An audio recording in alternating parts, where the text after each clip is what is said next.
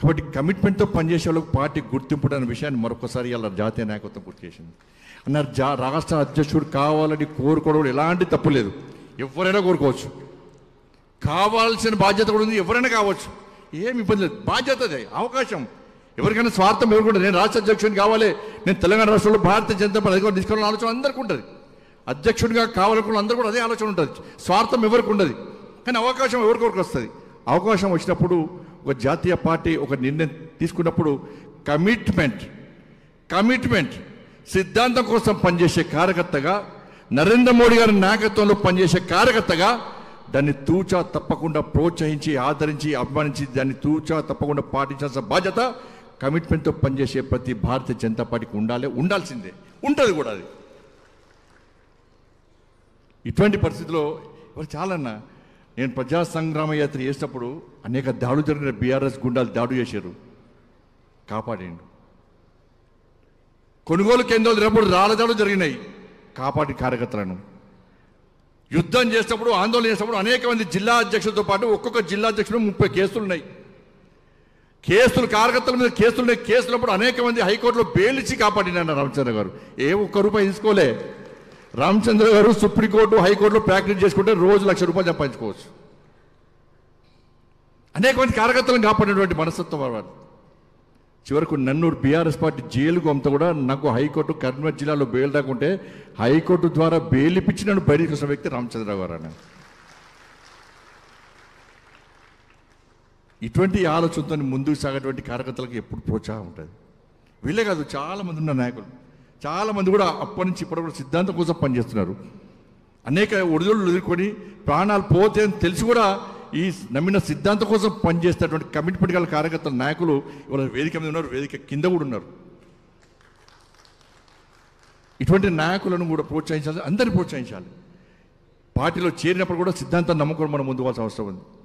ఇటువంటి పరిస్థితుల్లో మనం అందరం కూడా గ్రామ స్థాయిలో కార్యకర్తలందరూ కూడా వాస్తవ విషయాలను గ్రహించి మనం జాతీయ నాయకత్వం తీసుకున్న నిర్ణయాన్ని కమిట్మెంట్తో కష్టపడి మన లక్ష్యం ఈ తెలంగాణ రాష్ట్రంలో మోడీ రాజ్యం, రామరాజ్యం రావాల్సిందే, గొల్లకొండ కిల్ల మీద కాసేపు జెండా ఎగరాల్సిందే. ఆ లక్ష్యం అనేది, ఆ ధ్యేయం అనేది, ఆ సంకల్పం అనేది. అందరికీ ఇచ్చాము అధికారం, అది అవకాశం, అందరికీ ఇచ్చాము అవకాశం. ఇలా బీజేపీకి ఇద్దాం అధికారం అని చెప్పి మనం కాదు, ఇలా సామాన్య ప్రజలు కూడా ఇలా తెలంగాణ రాష్ట్రంలో ఆలోచిస్తున్నారు. ఏ గల్లీకి పోయినా, ఏ వ్యక్తిని కలిసి అయిపోయిందన్నా ఈసారి బీజేపీ అధికారం వస్తుందన్న, అయిపోయిందన్న. Congress out, BJP out, BRS out, ఈసారి బీజేపీ పక్కా అధికారంకి వస్తుందన్న, మేము బీజేపీకి ఓటేయడానికి సిద్ధంగా ఉన్నామని చెప్పి ఇలా సామాన్య ఏమో రాజకీయాల పట్ల అవగాహన లేని వ్యక్తులని కూడా ఈసారి బీజేపీ పక్కా ఇస్తామన్న ఓటు అంటున్నారు. ఉందా లేదా ఒక్కసారి ఆలోచించండి. వాళ్ళు ఆ వాతావరణం కాపాడుకోవాలి మనం. తప్పుడు ప్రచారం కాంగ్రెస్ బీసీ అంటే అన్న, ఈ దేశానికి ప్రధానమంత్రిని బీసీని చేసే ఘనత భారతీయ జనతా పార్టీది. కాంగ్రెస్ పార్టీకి చేసే దమ్ముంది అని అడుగుతున్నాను నేను ఇవాళ. అరే, దేశానికి ఒక ట్రైబల్కి సంబంధించినటువంటి ఒక మహిళను రాష్ట్రపతి ద్రౌపది ముర్ముని రాష్ట్రపతి చేసే ఘనత భారతీయ జనతా పార్టీది. ఒక దళిత వర్గానికి సంబంధించినటువంటి రామ్నాథ్ కోవింద్ను ఇవాళ రాష్ట్రపతి చేసిన ఘనత భారతీయ జనతా పార్టీది. ఇవాళ తెలంగాణ రాష్ట్రంలో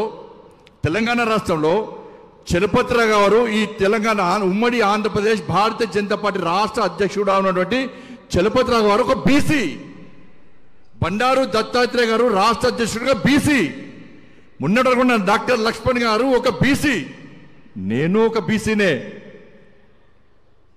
ఇలా బీసీలను విస్మరించడం చెప్తున్న కాంగ్రెస్ పార్టీ ఎంతమంది బీసీలు చేసింది? ఈ దేశానికి బీసీ ప్రధానమంత్రి చేసే దమ్ము ఇలా కాంగ్రెస్ పార్టీకి ఉందా?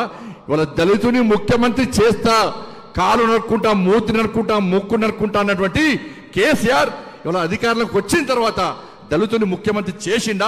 దళితుల్లో ముఖ్యమంత్రి అయ్యే అర్హత లేదా అని చెప్పి ఇలా బీఆర్ఎస్ పార్టీ సమాధానం చెప్పాల్సిన అవసరం ఉంది. దళితులు ముఖ్యమంత్రి చేస్తారని మోసం చేసే పార్టీ బీఆర్ఎస్ పార్టీ.